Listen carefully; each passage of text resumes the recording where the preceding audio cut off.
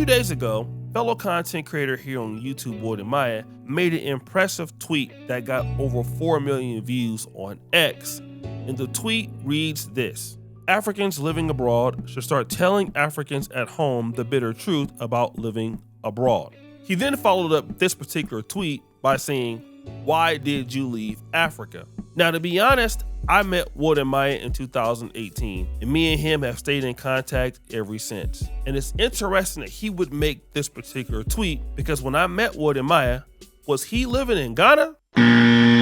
No, his ass was living in China, and he was moving back to Africa. At that particular time, he had 70,000 followers on YouTube. I had about 40,000, but he was still being recognized, and he was at the beginning of his journey. Something struck in his mind that the opportunity was back in Africa. But because he was in China and he got big in the diaspora, he used that momentum to come back home. And now what am I trying to say? Well, when Wode was in Ghana, and I believe his father had sent him there to become an engineer before he passed, is that there was not very much opportunity for a guy like him at that time. Either he didn't realize it or it didn't exist. In other words, his family said, "We don't think the opportunity is here for you in Ghana. You should go away to China." Now, it could be this. Wode means if you are in Africa and you have left to get opportunities, well, then maybe you should come back and build like he did. But the reality is Wode is extremely talented. He's extremely focused,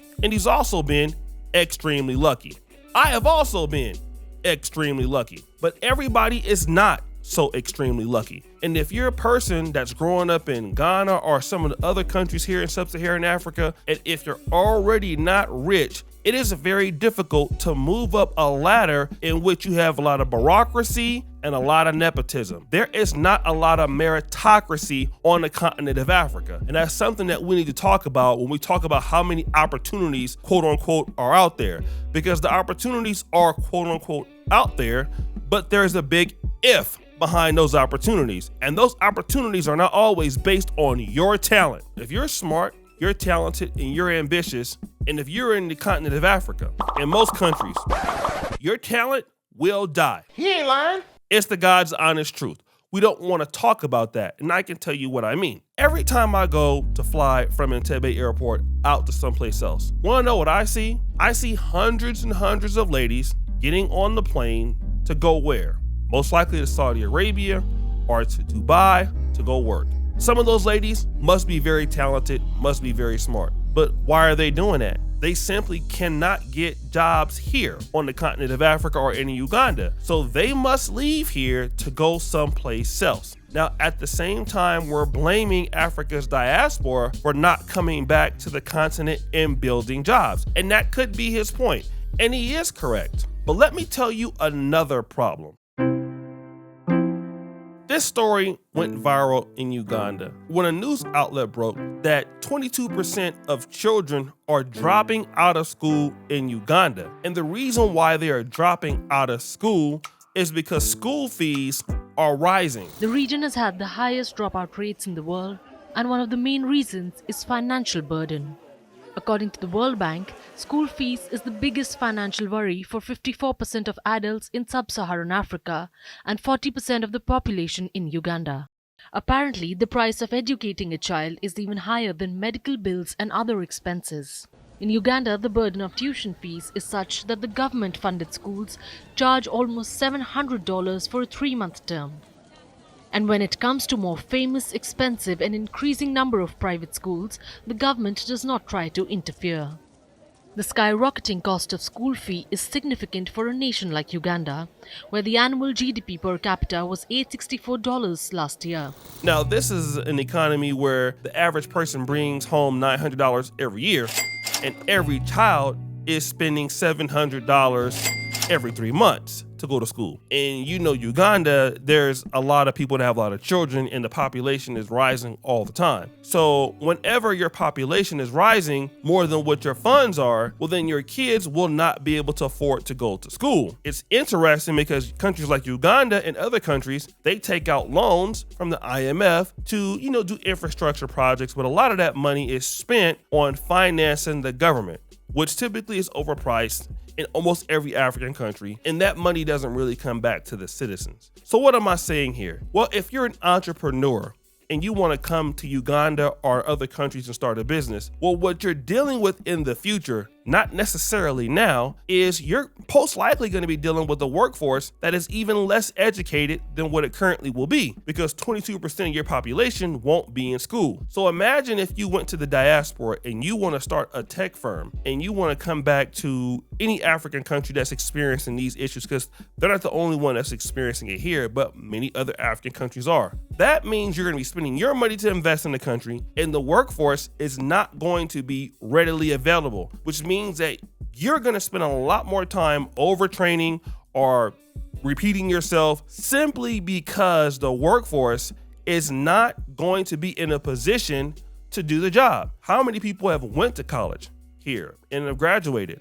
And people complain about it, not just me, all across the continent of Africa, that people are not ready for the workforce. People don't know how to use, some people, Microsoft Excel, Microsoft Word, even know how to use a personal computer or even how to type. And like I said, it's not like people can't learn this. But again, if you're starting a business in the country and people don't know how to do this, then if you come in here not understanding what the issues are, you'll be dissatisfied. So you spend a lot more time trying to develop a person for the position than you are trying to make money. And that's one of the issues. Making investments a lot of times in highly skilled things on the continent of Africa can be a problem for an investor, because again, you have situations where the workforce will not be readily available at this rate. So what are you gonna do if you get a degree at UC Berkeley and you're a Ugandan, you're a Kenyan, you're a Ghanaian, and you get an MBA from Stanford? Are you gonna wanna come back to Kampala or come back to Accra or come back to Johannesburg and just start a business? Well, it's a lot of risk involved. I'm not trying to say that you won't get rewarded, because you can get rewarded, and there are a lot of talented people here, but you will be sifting through a lot of talented people or trying to sift through the people. You need to have a lot of patience to do that. So if you're in the diaspora and you're doing well, most people are going to do what? Stay. They're going to stay where their investment is going to do better, even if you're paying for more money for somebody. But if you get somebody from the United States and you hire them, or from another country, what you are assured of is that project will be most likely to work. The second thing, being honest on the continent of Africa is a superpower. However, being honest can also help you not get to where you're at. A lot of people who are successful in Africa that I have seen, this is not everybody, want to know what they do? They lie a lot. He ain't lying. Okay? This is the honest truth. A lot of people who have gotten on, who have become successful, they have become successful by not telling the truth, by being fake, by lying. This is the truth that I have seen. This is not everyone. Okay? What that means is, if you're a very merit-based person, it's hard for you to do well in a place that rewards lies, not telling the truth, not being honest, being phony. So where do you want to go if you're a person that you want to depend on your skill set? You want to go where you can be rewarded for it being a merit-based system. So if I'm talented, if I'm smart, if I'm gifted, I might not be able to stay on the continent of Africa. I might need to go somewhere else that rewards that. And when you see the UAE, and there are more opportunities if you're a person that's bright or talented, or the USA, or Canada, or the UK, or places in Europe, or even South Africa for some Africans, they go there. Well, guess where they're going? To those places that reward in a merit-based system. This is not what happens in most places in sub-Saharan Africa that I have visited, that I have been, that I understand. So to basically knock the people in the diaspora that are struggling overseas to make it, the reality is they're struggling here a lot more. And that's leading to my third point. Why are they there in the first place? See, these are things that people don't want to talk about. Whenever we talk about these things in the Black world, we always try to make it sexy. The reality is, just in Black America, many people leave Black America for greater opportunities someplace else, because a lot of times those opportunities are not very well seen. Not to say they don't exist, but they're not very well seen. This is the same or even a bigger problem on the continent of Africa, right? Why are they there? They are there for all the reasons that I aforementioned, but there is no accountability for why they are there. So I don't know why Wode or any other people get mad at Africans for being in the diaspora, Because if those opportunities were really there in Africa, then they wouldn't leave. For an example, if you want to start something here, what people keep telling you when things are not going your way or things are going bad, you will hear this phrase, this is Africa. Or you will hear this phrase, this is Uganda. In other words, this is how it is. Deal with it. If you don't like it, leave. Want to know what happens? They do leave. Then you get mad that they leave. Then you get mad that they don't want to come back. Well, what is the incentive for them to come back? What are they coming back to? And this is not to say that everything is bad in Africa or you can't make it. But again, the road is long, the road is arduous, even if you're a person that makes money. And I've done very well here. But I'm going to be honest, it is a hard road every single day. Every day. It is a maximum effort. Every day. You are tired. At least I am. You can see it in my voice. Every day, you give all that you have to make this thing work. And most people are not going to want to put up with it like that. Just going to be real. So the reality is to take this thing by the horns and address it instead of trying to make somebody feel bad that they left. Because not everybody can be Wode. Not everybody can be O'Shea Duke Jackson. So what are governments doing to keep people from leaving? I'm going to tell you, it's not very much. Africa's talent and brain drain. Do you know there are more doctors right now in the UK and the United States from Nigeria than there are in the whole country of Nigeria right now? Well, whose fault is that? The doctors?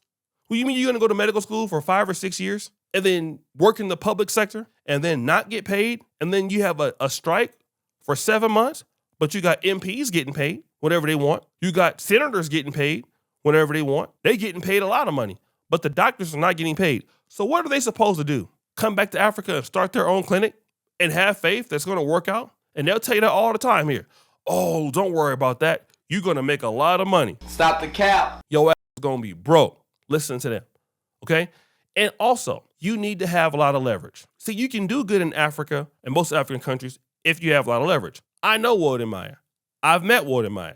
He came to Uganda. And when he came to Uganda in 2023, want to know what I noticed? He has leverage. He can move heaven and earth in almost every African country that he goes to. But he built up that leverage over years for doing a lot of hard work in a lot of different places. In America, your leverage can be you're smart, talented, and hardworking, and everybody would want to deal with you. If you go to a certain school and you get good grades and you go to, a good engineering school, your leverage is you're talented and all the companies will be there. You can graduate with perfect grades here in Africa and you ain't got no damn leverage and don't nobody care. He ain't lying. So if you have leverage like Wode, you can move heaven and earth, whatever you want, because people have to pay you. Burna Boy got leverage. WizKid got leverage. DeVito got leverage. There's certain people in Africa, they have so much leverage. Yes, people will do whatever they're asking to do because of who they are. But the average person,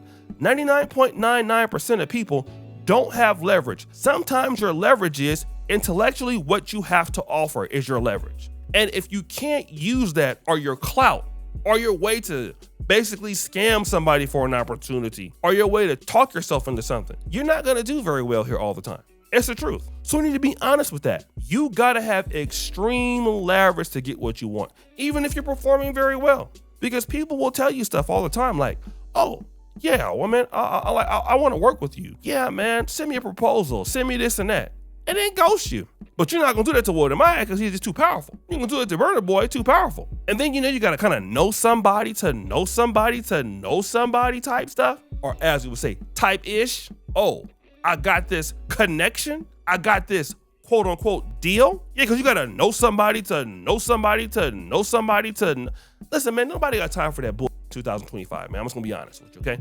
Nobody wants to know somebody to know somebody to know somebody to know somebody to get a goddamn thing. All right? We just going to be real. We're going to tell the truth in 2025 about Africa and what's going on. Nobody wants to know anybody and anybody and anybody. And I don't need you telling me or anybody else, well, you don't know the right people. Obviously, your ass don't know the right people either. I meet people all the time that's living in the diaspora, living in inhumane environments. They struggling, it's cold, they're working their ass off. And you know what? They could at least send their family home some money every month. They could at least take care of their kids. Yeah, they working 16-hour days. Guess what? I'm working 16-hour days here in Africa. So, hey, it is what it is. I would have a better quality of life if I lived in America, maybe. So we got to be honest about these things. Stop making people feel bad because they're in the diaspora. You know that there's not many jobs here. You need to come back here and be an entrepreneur, and everybody is not an owner. Everybody's not an entrepreneur. Not everybody wants to build a business. Everybody don't have those skills. Some people need somebody to build a business so they can come in and work in the business. They can come in and work for a company. That's not really there, and you don't know if you can get paid. That's my response to the tweets. So guys, it's your boy O'Shea Duke Jackson.